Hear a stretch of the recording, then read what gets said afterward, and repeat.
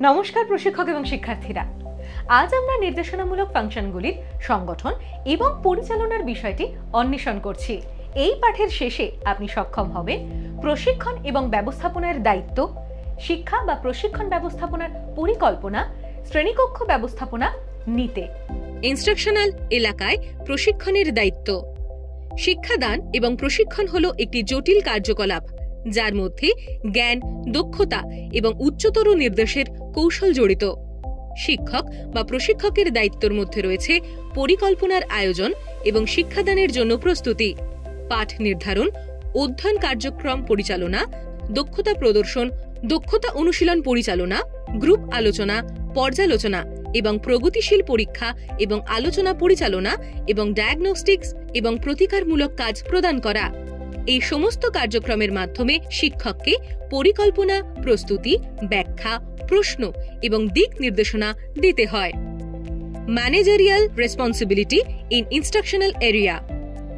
Instructional এলাকায় ব্যবস্থাপনার দায়িত্ব। প্রশিক্ষণ ওয়ার্কশপ, এই নাম থেকেই বোঝা যায় যে এটি এমন একটি জায়গা যেখানে প্র্যাকটিক্যাল প্রশিক্ষণ দেওয়া হয়। আমরা যখন প্র্যাকটিক্যাল বলি তখন এটা স্পষ্ট যে প্রদত্ত প্রশিক্ষণটি আরও দক্ষতা ভিত্তিক।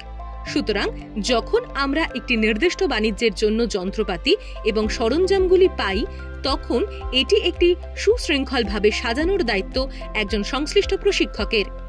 অতএব প্রশিক্ষককে একটি ভালো গৃহস্থালির নীতি গ্রহণ করা উচিত। প্রকৃতপক্ষে একটি ওয়ার্কশপে মেশিনগুলি স্থাপন করার আগে একজন প্রশিক্ষককে ওয়ার্কশপের একটি মোটামুটি লেআউট প্রস্তুত করতে হবে, যাতে মেশিনগুলির জন্য সঠিক স্থান নির্দেশ থাকে। যখন আসলেই সেগুলি রাখা হয় তখন দেখতে হবে যে মেশিনগুলির মধ্যে পর্যাপ্ত জায়গা রয়েছে যাতে কোনো ভিড় না হয়। মেশিন চালানোর জন্য কার্যকলাপের জন্য পর্যাপ্ত ফাঁকা জায়গা থাকতে হবে। মেশিনের অংশ যাতে লোকের এবং উপাদানগুলি অসুবিধার কারণ না হয় সেদিকে যত্ন নেওয়া উচিত। ফ্লোর রক্ষণাবেক্ষণেও একটি গুরুত্বপূর্ণ বিষয়, যার ফলে দুর্ঘটনা ঘটতে পারে। এটিও দেখতে হবে যে উপকরণ সংরক্ষণের জন্য যথাযথ সুবিধা রয়েছে। ওয়ার্কশপ জুড়ে উপকরণ রাখা হলে কাজ করতে অসুবিধা হবে।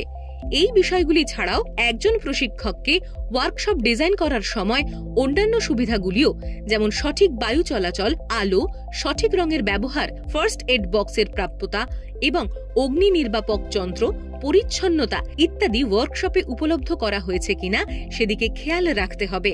তাই ভালো গৃহস্থালি গুরুত্বপূর্ণ যখন একটি কর্মশালার নকশা করা হয়ে থাকে। শিক্ষা প্রশিক্ষণ ব্যবস্থাপনায় পরিকল্পনা। পরিকল্পনা হল শিক্ষা বা প্রশিক্ষণ ব্যবস্থাপনার একটি গুরুত্বপূর্ণ বৈশিষ্ট্য। শিক্ষার লক্ষ্য ও উদ্দেশ্য অর্জন করতে কর্মীদের নির্দেশনা এবং নিয়ন্ত্রণের সাথে কার্যকর পরিকল্পনার প্রয়োজন। একটি ভালো পরিকল্পনার উদ্দেশ্যে হওয়া উচিত ফিজিক্যাল সুবিধা, শিক্ষক, লাইব্রেরি পরিষেবা, পাঠ্যক্রম, পাঠক্রমিক কার্যক্রম, কমিউনিটি প্রোগ্রামে অংশগ্রহণ, এইসবের উন্নতি। সংগঠন হল পরিকল্পনা বাস্তবায়নের একটি মাধ্যম। সংগঠন সরাসরি পরিকল্পনা এবং জনগণের প্রচেষ্টার সাথে যুক্ত। এটি একটি মাধ্যম যার মাধ্যমে লক্ষ্য এবং উদ্দেশ্যগুলি প্রশাসন দ্বারা তালিকাভুক্ত করা হয়।